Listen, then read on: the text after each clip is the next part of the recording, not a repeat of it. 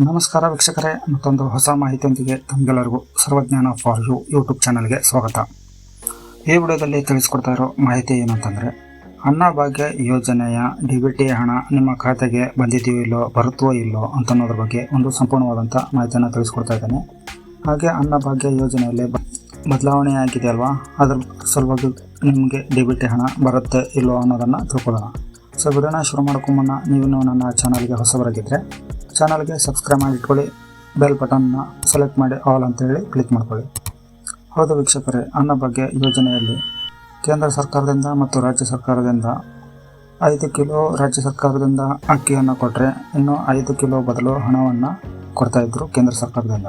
So ಹಾಗಾಗಿ ಈಗ ನಿಮ್ಮ ಅನ್ನಭಾಗ್ಯ ಯೋಜನೆಯ ಹಣ ಜಮಾ ಆಗಿದೆಯೋ ಇಲ್ಲೋ ಅಂತೇಳಿ ತಿಳ್ಕೊಬೇಕು ಅಂತಂದರೆ ನೀವು ಆಹಾರ ಇಲಾಖೆಯ ವೆಬ್ಸೈಟಿಗೆ ಹೋಗಬೇಕಾಗತ್ತೆ. ಅಲ್ಲಿ ಹೋದ ನಂತರ ನೀವು DBT ಸ್ಟೇಟಸನ್ನು ಚೆಕ್ ಮಾಡ್ಕೋಬೋದು. ಆದರೆ ಬಂದಿದೆಯೋ ಇಲ್ಲೋ ಅಂತ ಅನ್ನೋದು ಕೂಡ ನಿಮಗೆ ಡೌಟ್ ಇರುತ್ತೆ.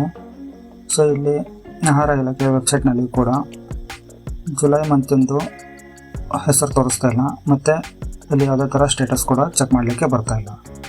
ಸೊ ಇಲ್ಲಿ ನಿಮಗೆ ಒಂದು ಕನ್ಫರ್ಮೇಷನ್ ಏನು ಕೊಡ್ತಾ ಇದ್ದೀನಿ ಅಂತಂದರೆ, ಜುಲೈ ಮಂತಿಂದು ಅನ್ನಭಾಗ್ಯ ಯೋಜನೆಯ DBT ಹಣ ಖಾತೆಗೆ ಜಮಾ ಆಗಿದೆ. ಸೊ ನಾನು ನಿಮಗೆ ಈ ವಿಡಿಯೋದಲ್ಲಿ ವಿತ್ ಪ್ರೂಫ್ ಸಮೇತ ತೋರಿಸ್ತಾ ಇದ್ದೀನಿ.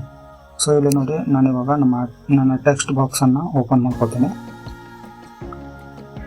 ಮೆಸೇಜ್ ಬಾಕ್ಸ್ ಇದು. ಸೊ ಇಲ್ಲಿ ನೋಡಿ, ನಾನು ಸ್ಕ್ರೋಲ್ ಡೌನ್ ಮಾಡ್ತಾ ಇದ್ದೀನಿ.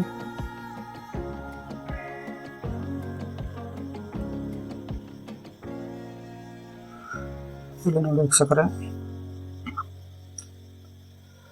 AXCP-SBI.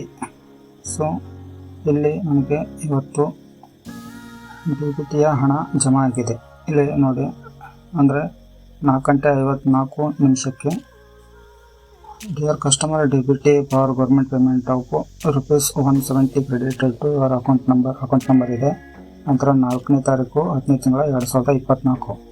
ಸೊ ನಾನಿಲ್ಲಿ ಹೋದ ತಿಂಗಳದ್ದು ತೋರಿಸ್ತೀನಿ, ಈ ತಿಂಗಳದ್ದು ತೋರಿಸ್ತೀನಿ ನೋಡಿ ಇಲ್ಲಿ. ಸೊ ಅನ್ನಭಾಗ್ಯ ಯೋಜನೆಯ DBT ಹಣ ಆಹಾರ ಇಲಾಖೆ ವೆಬ್ಸೈಟ್ನಲ್ಲಿ ತೋರಿಸ್ತಾ ಇಲ್ಲ. ಡೈರೆಕ್ಟಾಗಿ ಮೆಸೇಜ್ ಬಂದಿತ್ತಂದರೆ ನಿಮ್ಮ ಅಕೌಂಟನ್ನು ಚೆಕ್ ಮಾಡ್ಕೊಳ್ಳಿ.